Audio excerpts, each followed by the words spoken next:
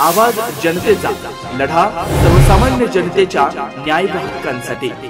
दक्षिणपीठ नाणीसधामचे मठाधिपती जगद्गुरू स्वामी नरेंद्राचार्य यांचे पादुका दर्शन व प्रवचन सोहळा राहुरी शहरात मोठ्या उत्साहात संपन्न झाला। जिल्ह्यातील हजारो भाविकांनी उपस्थिती दर्शवून सोहळ्याचा आनंद लुटला। प्रारंभी राहुरी शहरातील शनी मंदिर येथून जगद्गुरू स्वामी नरेंद्राचार्य यांच्या सिद्ध पादुकांची वाजत गाजत मिरवणूक काढण्यात आली। माता भगिनी अबालवृद्ध या मिरवणुकीत सहभागी झालेले होते। नगर मनमाड रोडलगत भव्य पटांगणात मिरवणूक पोहोचल्यावर आरती, पादुका पूजन, प्रवचन, उपासना आदी धार्मिक कार्यक्रम संपन्न झाले। यावेळी सामाजिक जाणीवेच्या भूमिकेतून अहिल्यानगर जिल्ह्यातील स्वस्वरूप संप्रदायाच्या वतीनं उत्तर महाराष्ट्र पीठ नाशिक ते श्री क्षेत्र नाणीज पायी दिंडी सोहळ्यासाठी टॉयलेट वाहनाचं वितरण करण्यात आलं।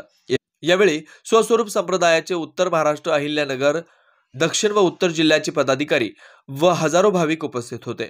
यावेळी पादुका दर्शन सोहळ्यासाठी भाविकांची रांग लागलेली होती। हजारो भाविकांना महाप्रसाद वाटप करण्यात आलं।